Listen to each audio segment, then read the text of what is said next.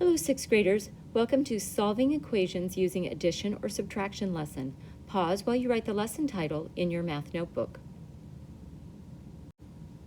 Pause again while you write today's lesson objective in your math notebook. Today's objective is, I can use properties of equality to solve equations by completing practice problems with 100% accuracy in multiple attempts.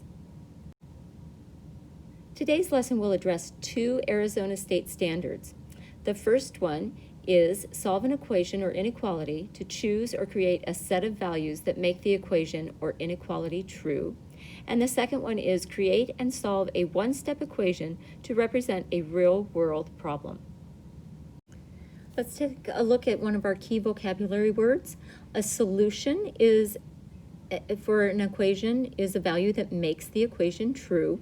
And when you're reading this, you need to be careful and know that a crossed out equal sign means that it is not equal to. So if we have the value of x equal to 3, and we put that into our equation here of x plus 3 equals 7, 3 plus 3 we know is 6, not 7. So that means that 3 is not a solution. 4, however, 4 plus 3 is 7, so that means that 4 is a solution.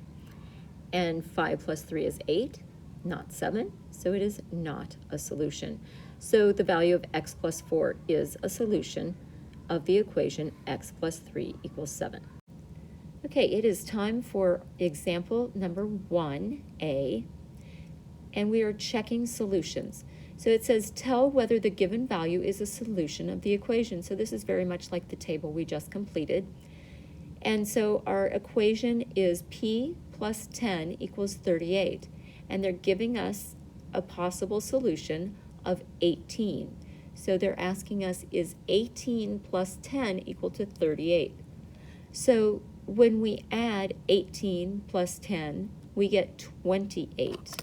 So we substituted the 18 for the p, and that gave us 28, and the sides are not equal. So if you were to picture this as a balance scale, we would have 28 on one side and 38 on the other. So if it were 28 blocks on one side and 38 on the other, the scale would go down more on one side than on the other. So since the sides are not equal and the scale is not level, then P is not a solution. Okay, we're going to take a look at example 1B, and that shows us the equation 4y equals 56, and they're giving us the solution of y equals 14, so we have to figure out if that is true. So we multiply 4 times 14, so remember that the 4 and the y stuck together means multiplying. So 4 times 14, does that equal 56? So we do a little math and we multiply 4 times 14 and we find out that yes, it is 56. So since the sides are equal, then y equals 14 is a solution. We're going to take another look at a vocabulary word and also some key ideas. So you can use inverse operations to solve equations. So inverse operations undo each other. Addition and subtraction are inverse operations. When you hear this word inverse, think opposite.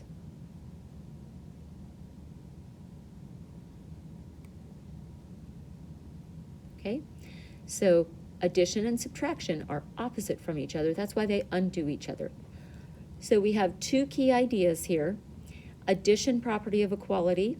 When you add the same number to each side of an equation, the two sides remain equal. So in numbers, it looks like 8 equals 8. So if I add 5 to each side, then I get 13 equals 13.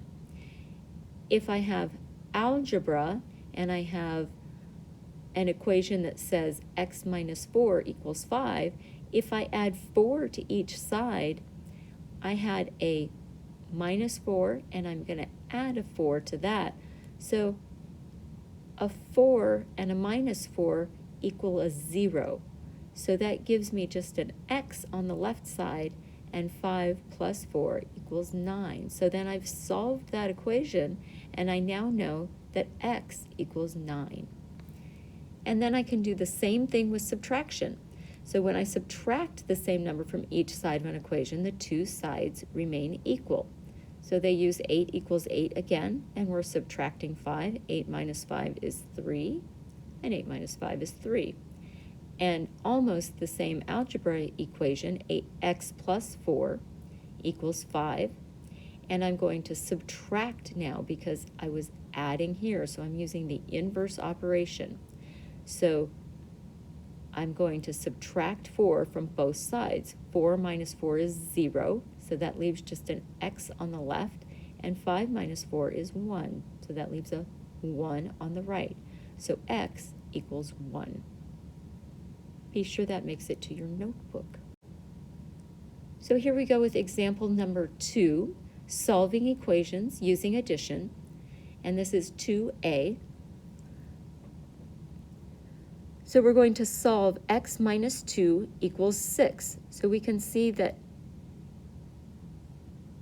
2 is subtracted, and that's important to notice. So our first step is to write the equation. Please don't try to do these without writing them down. And then we want to undo the subtraction, so we use our addition property of equality. So to undo the subtraction, I have to add 2 to both sides. So in order to keep my equation equal, I have to add to both sides. So I'm going to add a 2 to the left and a 2 to the right. So that means that this becomes a 0, and 6 plus 2 becomes an 8. And then, so all I'm left with on the left is an x, and on the right is an 8. So the solution is x equals 8. And this is really important over here. You can always check by going back to what we were doing in example 1 and putting in your solution and seeing if it works. So you can go back to your original equation. So we had x minus 2 equals 6. You can substitute in the value you got for x. We got an 8, and see if it works. 8 minus 2, does that equal 6? Why, yes, it does. So we know we're correct. Now we're looking at example 2b.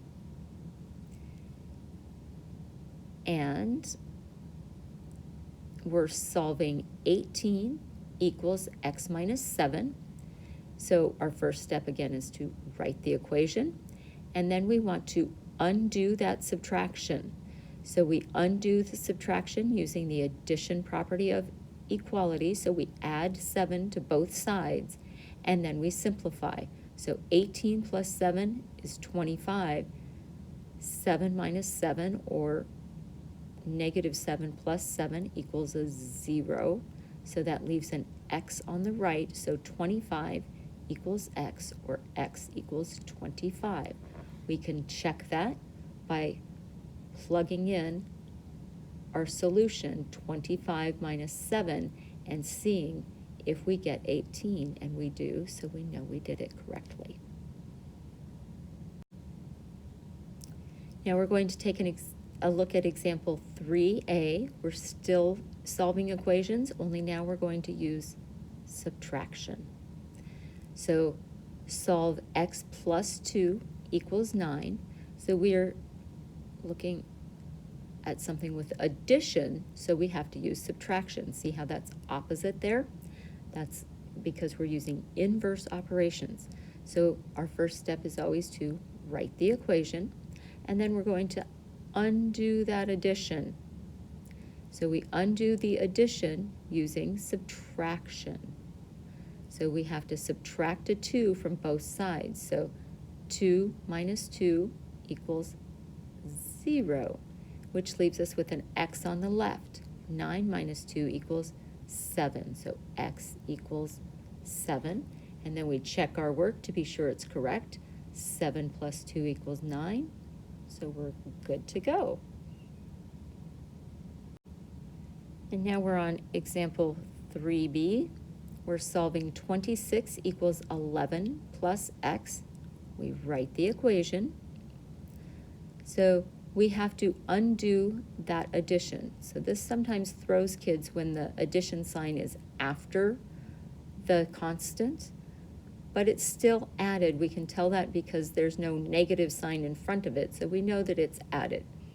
So it's 11 plus x, so we're undoing the addition by subtracting. So we subtract 11 from both sides, so this becomes a 0 because 11 minus 11 is 0, leaves us with an x on the right. 26 minus 11 is 15. So now we check our work and we put in a 15. 11 plus 15 is 26. So 26 equals 26, so our solution is correct. Now we have the opportunity to look at a real-life application. So this is example 4. Your parents give you $20 to help buy the new pair of shoes shown. And they're beautiful, they're nice and yellow. After you buy the shoes, you have $5.50 left. Write and solve an equation to find how much money you had before your parents gave you the $20. So we are looking for the starting amount. We don't know how much we started with. So it's asking us to find out how much we had before our parents gave us money. So that's what it's asking us to do, to write and solve an equation. So 2 things, write and solve. So the first thing we kind of need to do is write out the words. So we have the starting amount plus the amount our parents gave us minus the cost of the shoes is the amount that's left. So always, you have to pick a variable. Many times your problem will give you what variable to pick. Sometimes it won't. So let's write this as an equation. S is our starting amount plus $20. That's how much Mom and Dad gave us. Minus $59.95, and that's over here on the tag on our beautiful yellow shoes. And what's left is the $5.50. So we wrote the equation, and then we're going to use the addition property of equality to solve that.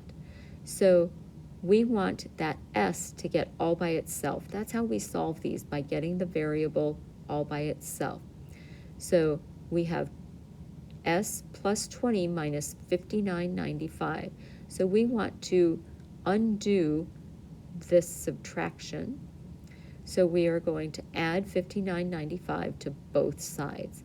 So when we do that, that makes this become 0. So we're left with S plus 20. And on the right-hand side, we have $59.95 plus $5.50, which is $65.45. Then we need to undo this addition. So we do that by subtracting. So we have to subtract 20 from both sides. So that becomes a 0, because 20 minus 20 is 0. And we subtract 20 from the right side as well. 65.45 minus 20 is 45.45. So we're left with an S on the left and 45.45 on the right. So we had $45.45 before our parents gave us money. Here's what you need to do next to finish this lesson. You need to be sure your notes are complete in your ISN, complete your Google form questions, review your lesson if you need to, and complete your Big Ideas math assignment in your Math Spiral notebook. Be sure you submit that when it is 100% correct, not before, and track your progress on your playlist.